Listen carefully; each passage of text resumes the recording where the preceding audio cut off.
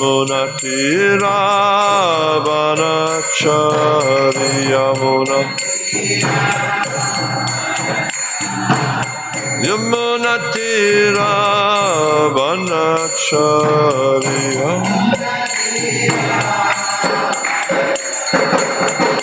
Jaya Radha Madhava Kunda Bihari Jaya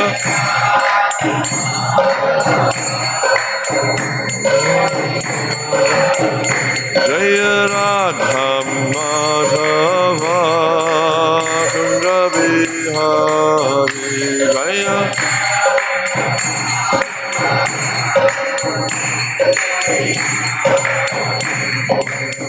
Gopi Jana Vallabha Girivardhari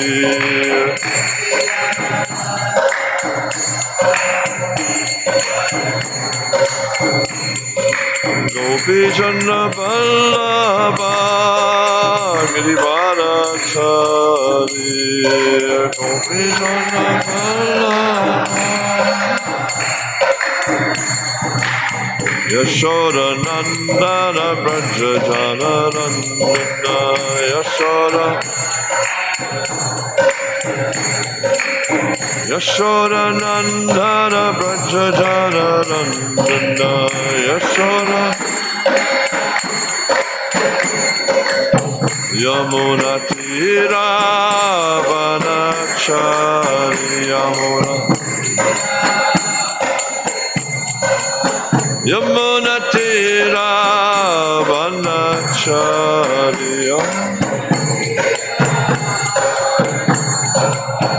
Jaya Radha Madhava Kunda Bihari Jaya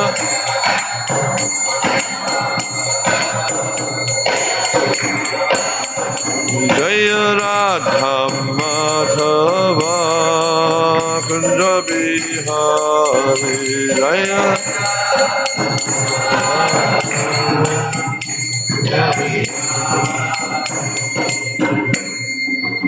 Jai Nitya Vishnu Vishnu Pad Paramahansa Hari Vrajakacharya Asto Tarasata Shri Srimad His Divine Grace Abhay Charana Ravinda Bhaktivinoda Swami Srila Prabhupada Ki ISKCON BBD Founder Charya Save the whole world Srila Prabhupada Ki Jai Nitya Vishnu Vishnu Pad Paramahansa Hari Vrajakacharya Asto Tarasata Shri Srimad His Divine Grace Srila Bhakti Siddhanta Saraswati Thakur Maharaj Ki Ananta Koti Vaishnavrinda Ki Namacharya Shri Thakur Ki Premja Kaho Sri Krishna Chaitanya Prabhu Nityananda Shri Advaita Gadadhara Shri Sadhguru Bhaktivinoda Ki Shri Shri Radha Krishna Gopala Syamasundar Radha Kund Giri Govardhana Ki Braj Bhumi Shivandama Dama Ki Navadip Mayapur Dama Ki Purushtam Chetra Jagannath Puri Dama Ki Ganga Mai Ki Jamuna Mai Ki Bhakti Devi Ki Tulasi Maharani Ki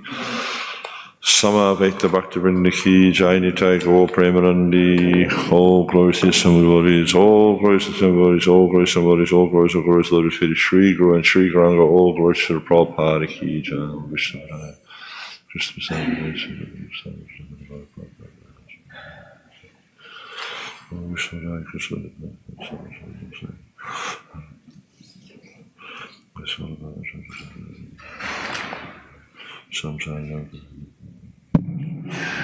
Om Namo Bhagavate Vasudevaya Om Namo Bhagavate Vasudevaya Om Namo Bhagavate Vasudevaya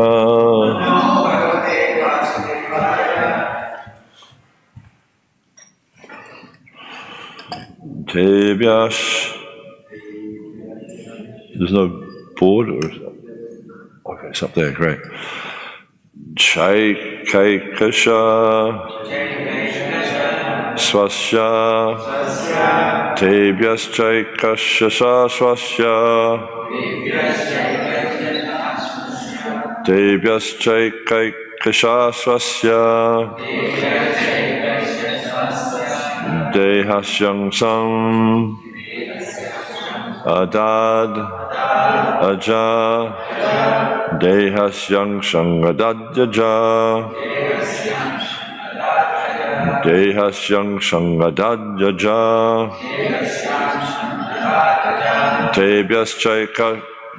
Tebhyaschaikashasvasya Dehasyang Sangadadaja Yat Tat Samadhi Yogaridhi Yat Tat Samadhi Yogaridhi Yat Tat Samadhi Yogaridhi Tapo Vidya Viraktimat Tapo Vidya Viraktimat Tapo Vidya Viraktimat Yat Tat Samadhi Yogardi Tapo Vidya Viraktimat Tebhyaschaikashasvasya Dehasyang Sangadadaja Yat Tat Samadhi Yogardi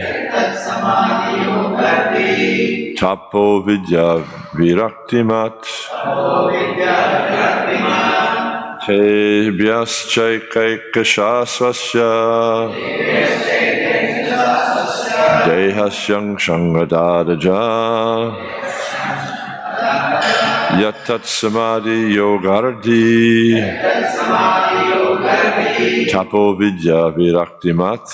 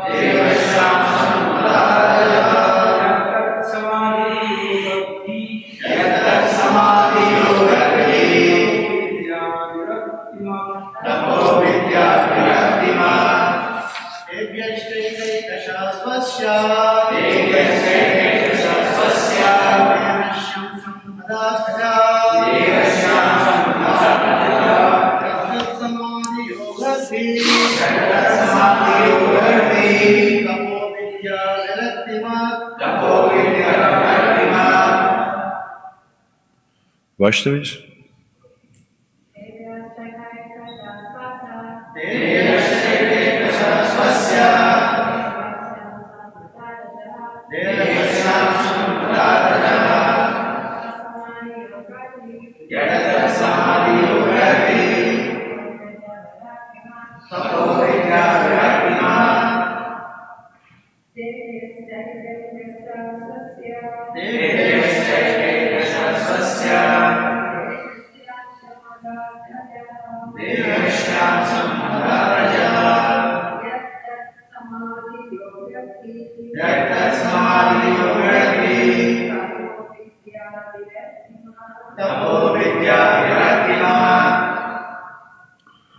Tebya to them, Cha, and Ekaikasha, each one, Swasya, of his own, Dehasya, body, Angsham, part, Adat, gave, Aja, the unborn Brahma, Yat, which, tat, that, samadhi, deep meditation, yoga, concentration of the mind, riddhi, supernatural power, tapa, austerity, vidya, knowledge, virakti, renunciation, mat, possessing.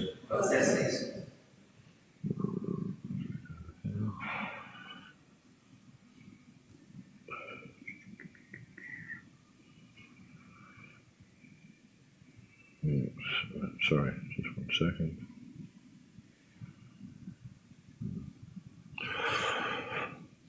To each one of these sons, the unborn creator of the universe gave a part of his own body, which was characterized by deep meditation, mental concentration, supernatural power, austerity, adoration, and renunciation, responsively.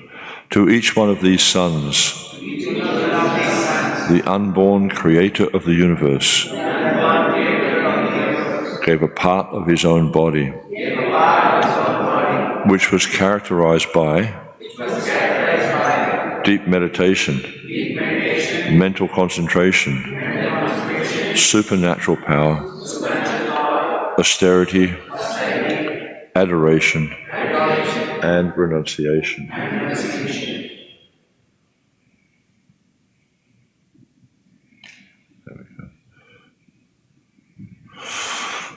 Srila Prabhupada's purport. The word Viraktimat in this verse means possessed of the qualification of renunciation. Spiritual realization cannot be attained by materialistic persons. For those who are addicted to sense enjoyment, spiritual realization is not possible.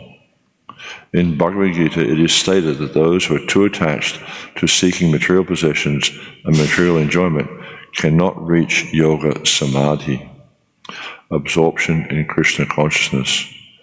Propaganda that one can enjoy this life materially and at the same time spiritually advance is simply bogus.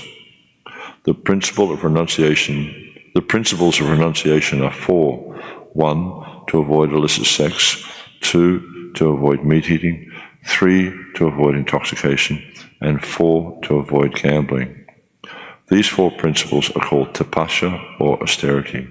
To absorb the mind in the Supreme, in Krishna consciousness, is the process of spiritual realization. Thus end the Bhaktivedanta purports of the 3rd canto, 20th chapter of Srimad Bhagavatam, entitled Conversation between Maitreya and Vidura. So here we see this chapter is concluding. And in this chapter, it comes after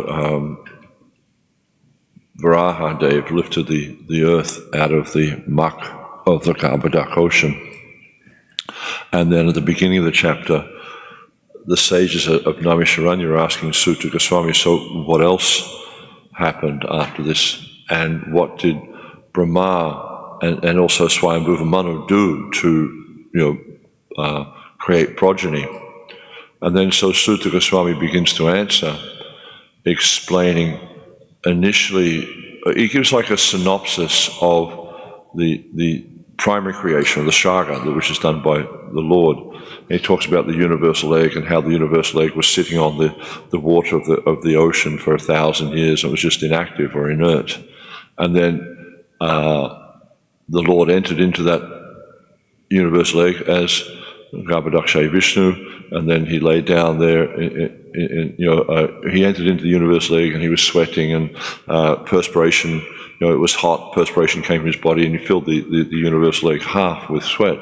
And then he laid down on that ocean, which was formed by the perspiration from his body. And of course, his sweat's not like our sweat. Yeah. Our sweat tends to be a bit smelly, but his sweat's not like that at all. Nothing about the Lord is mundane or unpleasant as we experience with our own body. And then when he was lying down on the Kavaca ocean, and he was in mystic slumber, and this lotus flower comes out of his navel, then of course Lord Brahma is born. And then he goes on to Maitreya Rishi, because it's Sutta Goswami is relating the conversation between Vidura and Maitreya. Maitreya Rishi explains to Vidura the secondary creation by Lord Brahma.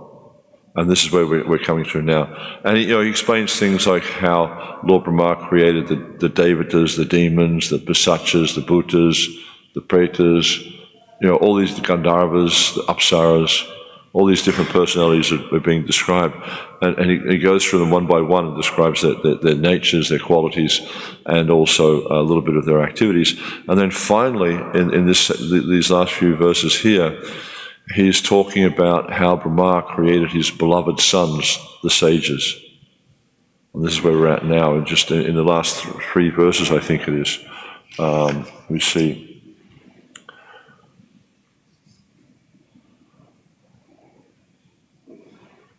Yeah, so we're going back to, talks about the Manus, how they're created. And then in verse 52, I think, having equipped himself with austere penance, adoration, mental concentration, and absorption and devotion. So all these good qualities, Lord Brahma's, it's the same as any devotee will cultivate all these good qualities. So Brahma has done the same. He's cultivated all these good qualities. And then it says, Brahma, the self-born living creature, evolved great sages as his beloved sons. And now he's investing in them these same qualities. Because the purpose of the sages is to guide people on the spiritual path. It's kind of interesting. I had the good fortune to go and see Vedivyas Priya Maharaj last night, and he was giving a class. And one of the points he made, he was talking about this so-called sadhu in Vrindavan. I say so-called sadhu because most of these sadhus are just cheating. They're just, trying to, sell you something, either verbally or whatever, just to convince you to follow this path of illusion, just so they can get benefit from it. They're not, whereas you look at someone who actually is a sadhu, and we see this is very evident here in the Bhagavatam. If you look in the beginning of the Bhagavatam in the first canto, it describes how the sages assembled at Naimisharanya. And what were they doing there? Drinking tea and smoking beedis? What were they doing there in Naimisharanya? Does anyone know? They performed a 1,000-year sacrifice. And what was the purpose of that sacrifice? So some fruitive gain for them? What was the benefit? What was the purpose? Yeah, for the benefit of humanity. This is the nature of a sage. They perform what is called, in the Chaitanya Charamrita, it's called para upakar. They perform welfare activity for the benefit of others. This is the nature of a sage. And we see how Brahma has invested in these sages all these qualities that he's been cultivating so that they could then benefit the living entities. Because as we see, it's described also in the beginning of the Bhagavatam, it says, Prayanapai Sasavya, Karavasmin Yuge Mandasamanda Mateo, Mandabagahi Upadataha. In this age of Kali, men are quarrelsome, lazy, misguided, unlucky, and above all, always disturbed. It's a very difficult age. And as we see, it's described later on the Bhagavatam, Matini Krishna Parato Sutova Mito Bibidyati Brihavartanam Adantigo Via Vishatam Mishram Puna Punas Chavita Chavananam. That people in this world, they're misguided. And they cannot understand the goal of life. Nate Vidu Svatakatim Vishnu. They don't understand what is the purpose of life. And without being guided by someone who knows the purpose of life, they will never understand it. As it says, parato svatoba, not by their own endeavor, by the endeavor of others, or a combination of both. Why? Because their focus in life is sense gratification. That's their whole interest, is sense gratification.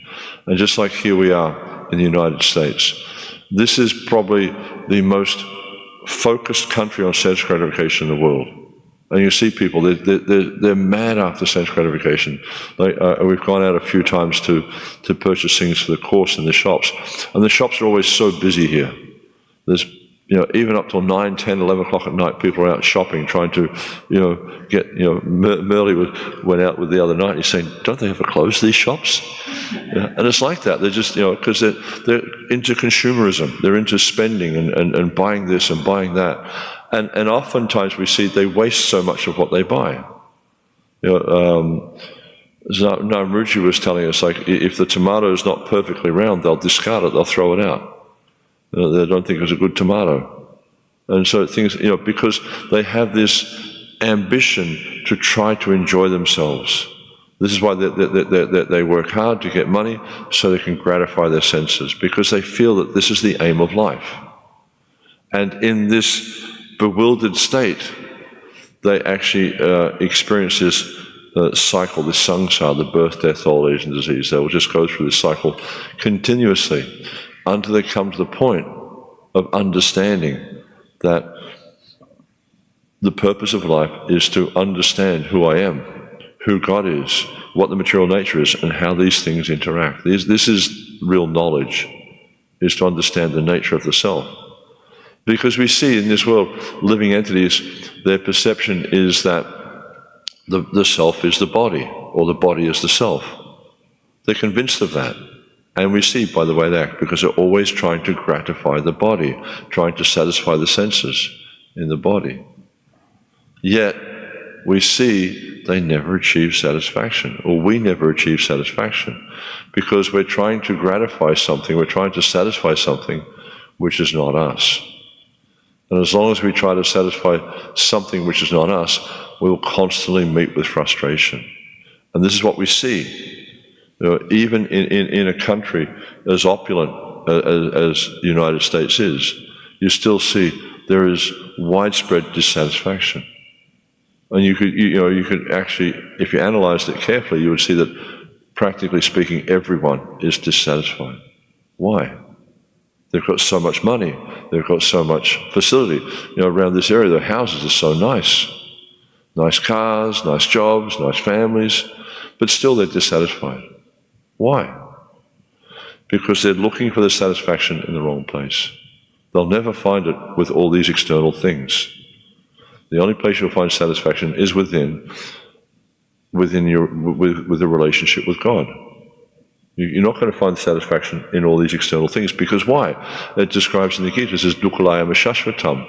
The nature of all these things is temporary, and because they're temporary, they bring misery.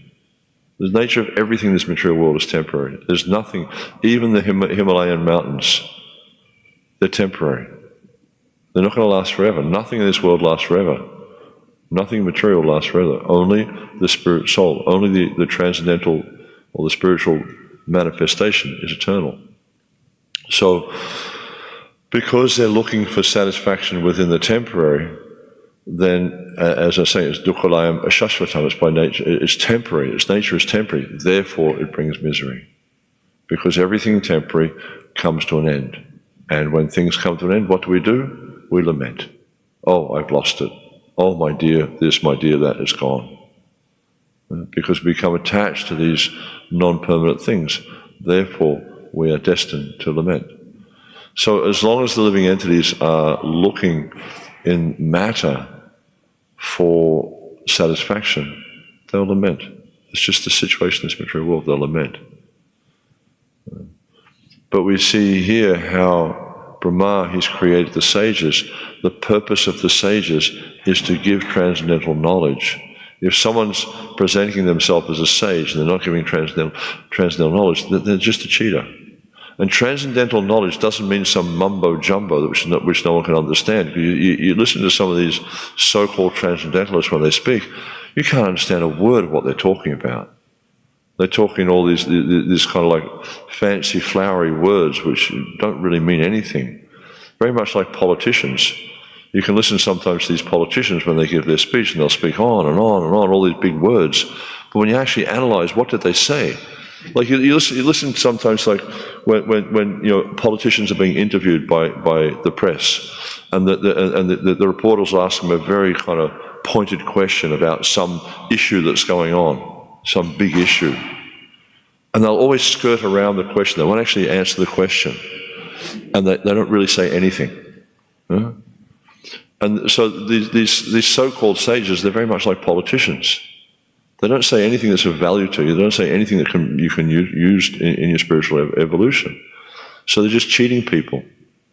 And there's a statement in the Bhagavatam how these false gurus and their false disciples, it's just like people at sea who sail on a lead boat. What happens to the lead boat? It sinks. So same for them. They're destined to go down to lower species of life and lower planets because they're actually practicing a cheating philosophy, cheating religion. So the business of the sages is to understand the transcendental nature, to understand who is the Supreme Personality of Godhead. Hare Krishna, you can have it. Thank you. And to understand who is the Supreme Person, who is the Supreme Personality of Godhead, and who is the Self. And what is the relationship? To understand this matter. If we don't understand these three things, we're actually bewildered. And we see, like there's a really interesting statement by Sanatana Goswami when he first met Lord Chaitanya. He was saying, Sanatana Goswami was saying to Lord Chaitanya, that people, they glorify me as a great sage, a learned man, but I don't even understand who I am. I don't understand why I'm suffering the burning threefold miseries. So we see someone who's a sage or devotee will understand, who am I? This is a very essential question. It's answered right in the beginning of the Bhagavad Gita. Because Arjuna, we see how Arjuna, he's presenting himself to Krishna as being knowledgeable. But Krishna says, you're a fool. You don't even understand the very basics of spiritual knowledge. You think you're the body, and you think that everything that related to this body is yours. Because he's lamenting, if I fight this war, my relatives will be killed, I won't be able to enjoy and this thing and that thing. But Krishna's saying, this is nonsense. You don't understand anything. And so we see at the end, in the beginning of the second chapter, Arjuna, he surrenders to Krishna. He says, Sishyasteham sarimam prapanyam. So now I'm your disciple, soul surrender. Please, Sisya, give me instruction. Teach me. Teach me the path of spiritual life. Teach me so I can understand who I am and what is my duty. And we see the whole second chapter, practically, is focusing on explaining to Arjuna, you're not the body, you're the soul inside the body. For the soul is neither birth nor death at any time, has not come into being, does not come into being, will not come into being. Unborn, ever existing primeval, not slain when the body is slain. But the body is temporary. Dehino swimyata dehe, he's saying how it's a temporary manifestation. And it's just, and it comes and goes. It's just like, he mentions just like passing seasons. And then Krishna also explains to Arjuna how the whole manifestation, all these things that we become attached to, and all these things we become, hanker for, it's just a result of sensory perception. And he compares it to the summer and winter seasons. It's just like summer and winter come and go. What's the point of lamenting? I mean, winter comes, what can you do? You can't stop it. You can't make it warmer. You can't make it, or when summer comes, it's too hot, you can't make it colder. I mean, you can turn on your air conditioner and things like that, but it still doesn't change it. And this is the nature of what's happening in this material world, is it's all just a product of sensory perception. And therefore, someone who's intelligent doesn't get enamored by this. Someone who's intelligent will just practice their Krishna consciousness undisturbed. And there's an interesting verse in the 10th canto which kind of alludes to this. It says, Tatteno kampam susamikshmano bunjana evatma kripam vipakam hridvagvapu vivido namaste jiveti yo muktipade sadoya bhak. That person who performs devotional service, but all the while patiently suffering the reactions of their past misdeeds, understanding that everything that happens to me is coming about because of my past actions. That Lord Brahma, he explains that this person is surely eligible for liberation because of their rightful claim. Now, Prabhupada, he quotes this verse in the 12th chapter of the Bhagavad Gita, and he explains it in a very interesting way. He's talking about how a devotee understands that everything that's happening to me is due to my past misdeeds, that it's not due to anyone else. And actually, when Prabhupada met with Peter Burwash, I'm not sure if he's still alive, but I met him a few years ago here in the US. He was a tennis coach, life coach, all that sort of stuff.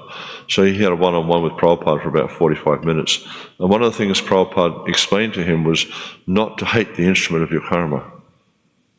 You know, so when things happen to us, we need to understand, this is happening to me because of my past misdeeds. Whether it's good or bad, doesn't matter.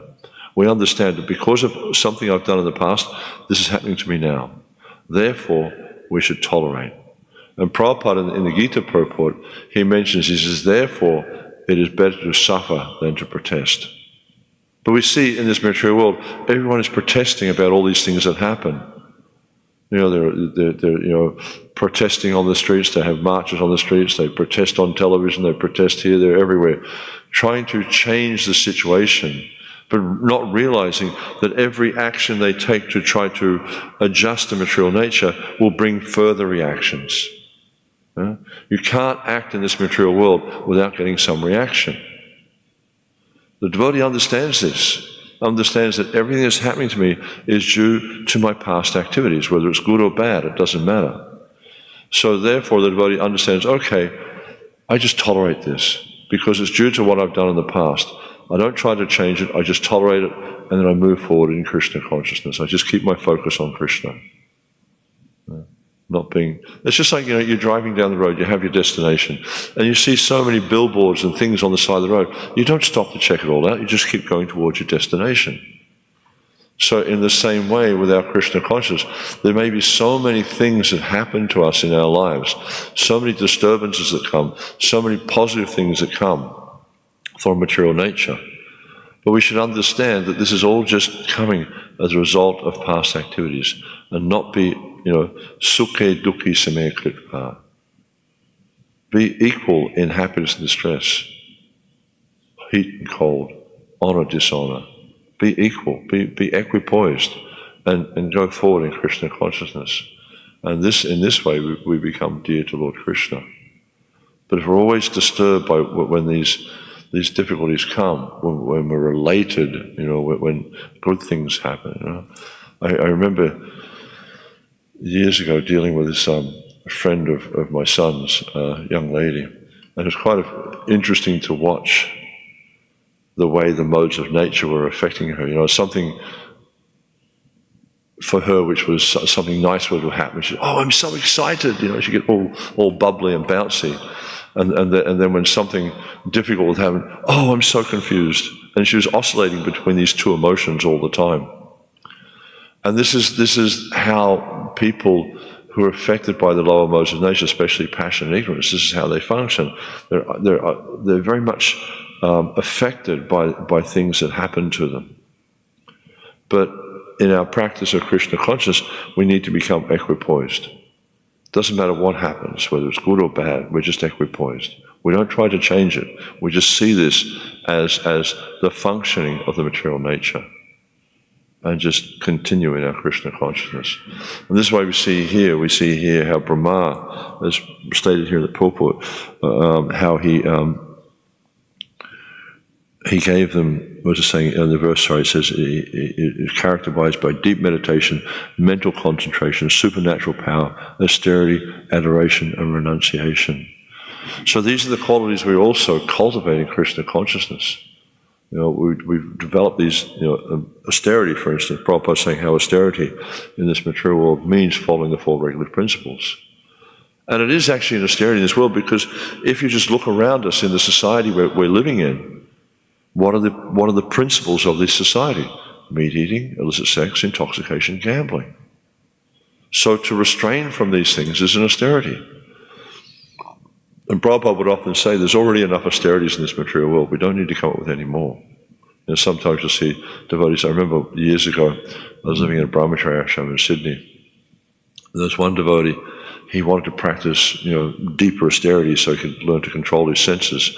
So what he was doing is he put a bucket in the cool room, the walk-in cooler, and there was they have this condensation pipe that comes off the cooler, and he's collecting that water and then bathing himself in that water. I said, what for? It's dirty water anyhow because it's being collected out of the condensation pipe. It's just, why do things like that? I remember years ago there was a travelling Sankirtan party in Australia, and what they used to do in the mornings is they go into the petrol stations. They sleep in the van overnight, and they go into the petrol stations in the morning, and they have taps like about this high off the ground, and they get under the tap, and that was their bath. And if anyone thought of having a bucket, that was considered to be Maya. Why? What's the benefit of such austerities? It doesn't help you to cultivate Krishna consciousness. And I've seen devotees, when they're having like really cold showers or whatever in the morning, and they're so kind of like caught up in the body because they're suffering. So they're not remembering Krishna. The purpose of performing austerity is to remember Krishna. That's why we follow the rules, these rules and regulations, these vidhis, these no meat eating, illicit sex, intoxication, gambling. Why? So we remember Krishna. If the austerity doesn't bring about remembrance of Krishna, it's a waste of time. And it'll actually, oftentimes you find, especially these things like devotees taking really cold baths, it actually puts them more in the bodily concept of life because they're thinking how much they're suffering by taking this bath. So we have to look at that. It's like, austerities are okay, they're fine, as long as they bring you to this point of remembering Krishna. But if they don't bring you to the point of remembering Krishna, they're useless. And so that we see here how this word viraktimat is talking about performing austerity, or how Brahma practiced austerity. But his austerity was to bring him to the point of Krishna consciousness. That's the point. That needs to be the point of all our activities. Whatever activity we do, as Krishna says in the 9th chapter of the Gita, whatever you do, yat karoshi, you do this for me. So everything we do, we should do for Krishna. And if it has any other purpose, ultimately it's not going to bring us to the point of Krishna consciousness. And this needs to be our focus, is to practice our activities to bring us to the point of Krishna consciousness. And this is the business of the sages, is they themselves practice Krishna consciousness and they bring others to the point of Krishna consciousness. And this needs to be our business also. Prabhupada, sometimes he would talk about the 6 Goswamis of Vrindavan, and he said we need thousands of Goswamis. Prabhupada wanted us all to become Goswamis. And this can be achieved through the practice of Krishna consciousness, not through any other means. Is that how long am I supposed to speak for? What's the time now? Okay. Any questions, comments? Yes, bro.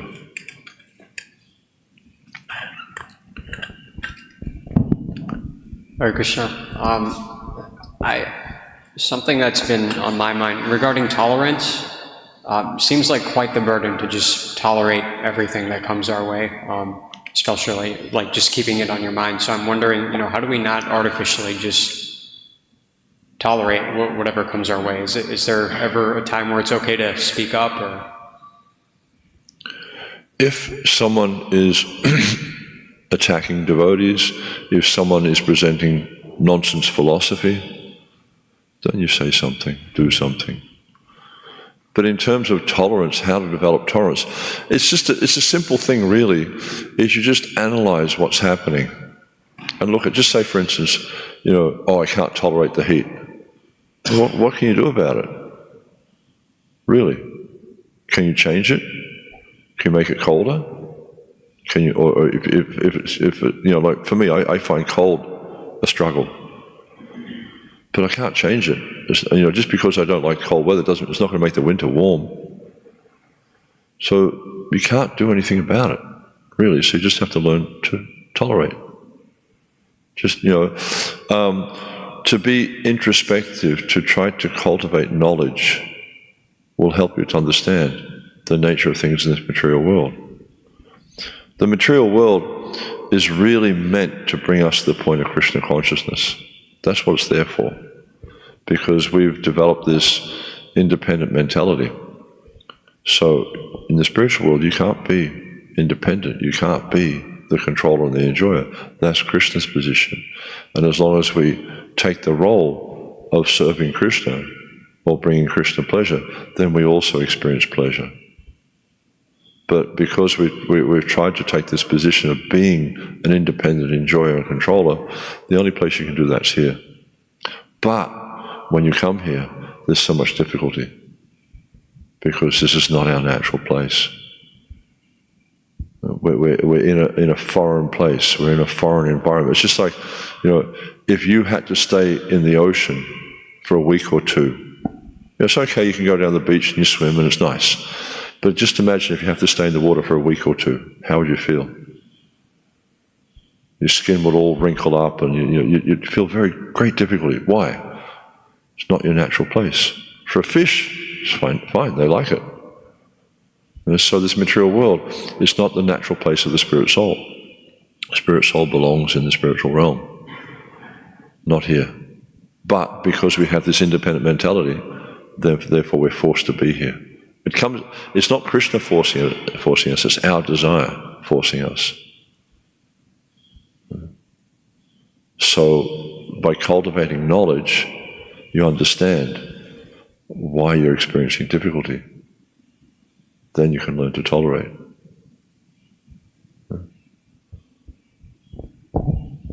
Because when it happens to ourselves, there's no point saying anything. Because we should understand this is due to my past activities that I'm experiencing this, not due to anyone else.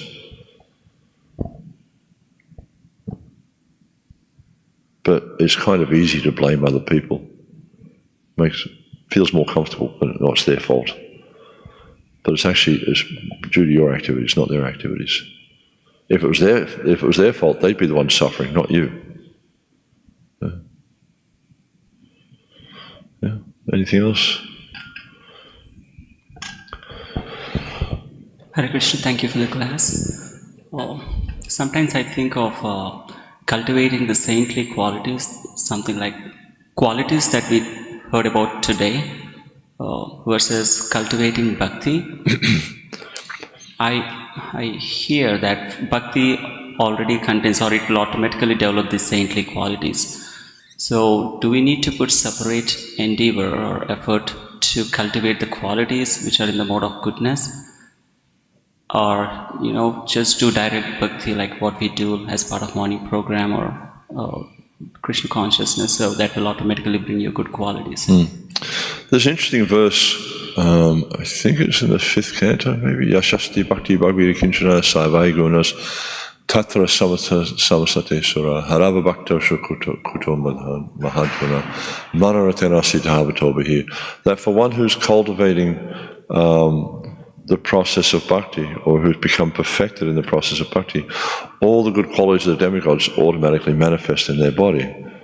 But for one who's not, harava bhaktasha, harav means one who's not, he said, but, one who's not a bhakta, no good qualities at all. Even if they're adept at the practice of mystic endeavor or the honest endeavor of maintaining their family and relatives, they are driven by their own mental speculation, therefore they're hovering on the mental platform.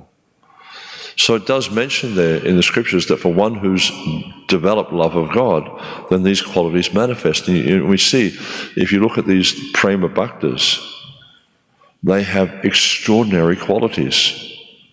But we're not prema bhaktas. We're working towards that. And because of our conditioning in this material world, we manifest so many bad qualities. We're just an ocean of bad qualities. And this is mentioned also that, Kalaya dosha nide rajan asti here, that this age of Kali is an ocean of faults. And we're swimming in that ocean, we're diving, we're reveling in that ocean. So we're also taking on all those faults. So in our practice of devotional service, we need to also cultivate good qualities. Because one of the things that happens is if we maintain our anarthas, and we maintain these bad qualities, we offend Vaishnavas. So to think that, I'll just wait till I develop pure devotion and then the good qualities will come, you'll probably never get there because you'll be offending so many Vaishnavas through your bad qualities. And if you offend the Vaishnavas, just like we see with Dhritarashtra, right? Vidura, after the Battle of Kurukshetra, Vidura came back to the palace with the express intention of saving Dhritarashtra. He wasn't interested because he'd given up the whole family connection, but he still felt affection for his brother. So he came back to the palace with the express intention of saving Dhritarashtra. But it's described there in the verses in the purports that Dhritarashtra could not achieve liberation because of his offenses to the Pandavas. So if you offend devotees, this blocks you making spiritual advancement. He became liberated from his karma, but he didn't become liberated from the bondage of material life because of his offenses to the Pandavas. So it's really important that we cultivate these qualities just at a bare minimum so we can learn how to interact with Vaishnavas. Because living entities, as it says, in this age of Kali, they're so immersed in bad qualities. Quarrelsome, lazy, misguided, unlucky, always disturbed. People will argue over the most insignificant, stupid things. I mean, sometimes we have an expression in Australia. My father used to say it because I have three brothers, so we used to get into fights and stuff like that. And my father used to say, "You two will fight over a fly crawling up over the wall. One will say it's crawling up, and one say it's crawling down." And that's what we're like in Kali Yuga. We'll argue over the most ridiculous things, which have no consequence whatsoever. And this is because of anartha. And we practice the process of devotional service. The beginning stage of devotional service, what's it called? Anartha nivritti. We're removing anarthas. Why? Because they block us from bhakti. So yes, we certainly have to cultivate good qualities, but the practice of bhakti will help us to develop those qualities. It'll help us to be aware of the qualities we need to develop, but we also need to put conscious effort into it. It's not going to happen automatically. You have to make the effort. You have to identify these anarthas and root them out. And that's why you see our acharyas have written so many literatures helping us to identify different anarthas. Bhaktivinoda Thakur, Vishnu Chakravarti Thakur, you'll see there's so many descriptions they give on the different anarthas and how to overcome these anarthas. And the same with the chanting of the holy name. There's 10 offences in the chanting of the holy name, which Rupa Goswami points out in the Bhakti Rasamrita Sindhu, and Prabhupada in his Nectar Devotion, the 8th chapter of the Bhakti Rasamrita Sindhu, it identifies these 10 offences. So do we just chant Hare Krishna and hope we give up the offences? No, we have to become conscious. If we're chanting japa and we're reading the newspaper or doing something on a computer, that's inattentive chanting. That's an offense. So do we think, I just keep chanting and it'll change? No, stop doing the inattentive chanting. At the very least, we should try to come to offenseless chanting. Because if we don't come to the point of offenseless chanting, how are we going to make advancement in spiritual life? We have to work. We have to apply ourselves to it. But again, it gets back to the same point as your question. You have to cultivate knowledge. Without knowledge, you don't understand these things. Very important to understand the process of bhakti and how to progress on the process of bhakti, on the path of bhakti. Yes, Prabhu. Hare Krishna, Prabhu. Thank you for the wonderful class. Prabhu, I had a question on offenses. Suppose we have committed an offense to somebody and we never see them ever again, and later on we realize, oh Krishna, we committed an offense. In that situation, what shall we do? Well, I mean, generally the first thing you would do is seek out that person and apologize to them.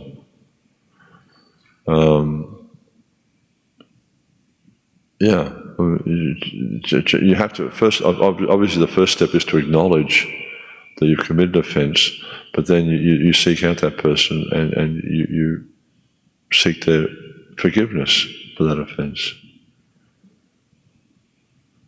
It's described in the Harinam Chintamani.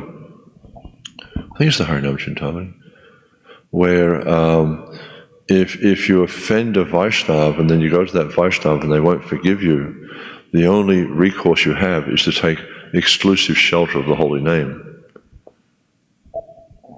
And that doesn't just mean, oh, well, I'll just chant Hare Krishna. No, you have to really take shelter of the holy name. That's the only thing that can save you. Because in this material world, actually, the only thing that can save us is the holy name. Nothing else can save us. There's one lecture, Prabhupada was talking about that verse, Bhaktarang Yagatapasam, where it mentions, talks about Krishna being the only friend. And Prabhupada said, even me, I'm not your friend, I cannot be your friend, but I can show you who's your friend. So even ultimately, a living entity, any living entity cannot help us in this material world, but they can show us the path of how to rectify our situation, and that's to take shelter of Krishna. Because Krishna is, because if you look at the jiva, the situation of the jiva in the body, the jiva doesn't have the capacity to do anything in the body. It just desires, and because the super soul is there in the body, the super soul motivates the body to do the various things you want to do. It's not the jiva that's doing it. The jiva just desires it, and the super soul, out of his mercy, out of his compassion for the living entity, it enables the body to do different things based on the desire of the jiva. So Prabhupada was explaining this lesson, is that I can show you who your friend is, but actually I cannot be your friend, because another jiva cannot really save another jiva. It's only, ultimately, it's the Lord and His holy name. But because the Guru, because the great souls, they connect us to Krishna in that sense, that they're our friend. But ultimately it's Krishna and the holy name that deliver us. Yeah. But you have to try your best not to commit offenses. But it's hard because of our conditioning. We're just naturally inclined towards offending Vaishnavas, towards offending the Lord, towards offending the holy name, because of conditioning. And that's the process of devotional service, is to remove that conditioning. Because in the beginning stages, you see like new devotees, young devotees, they're just like barreling through, just doing whatever it is they want, that they think they should be doing, and just completely oblivious to any offense they might commit. Oh yeah, I'm following Prabhupada and book distribution and this or whatever it is that they're enthusiastic about, and they can commit so many offenses and they're just oblivious to it, they're not aware of it. But as we cultivate devotional service further, as the senses become more purified, we become more aware of the sensitivities of others. I mean, if I just reflect back in my early days of devotional service, I offended so many devotees. But now I'm kind of aware, a little bit more aware of it. So we have to try to become aware. And this is why it's really important, getting back to your point, to cultivate sadachara, to understand what is proper behavior. And you get really good examples of that in the Chaitanya Charitamrita. You see the way these Vaishnavas interacted with each other. You look at Shivananda Singh, the way he would serve all the Vaishnavas, traveling to Puri each year. And one time he upset Lord Nityananda, and Lord Nityananda kicked him on the chest and cursed all his sons to die. And then Shivananda Singh's wife was, oh my God, Nityananda Prabhu has cursed all our sons to die, and she was immersed in lamentation. And Shivananda said, you foolish woman, this is a blessing. Nityananda, he's kicked me, he's cursed our sons. So he had this disposition that this contact from Nityananda was a great mercy. And we need to see that whatever comes from Krishna is a great mercy. Yeah, it's an interesting story. Okay, Thank you very much, Srila Prabhupada ki, Samaveta Bhaktivinoda ki, Jai Nitai Gaur Premanandi. I think the battery's flat. Lakshmana, the battery's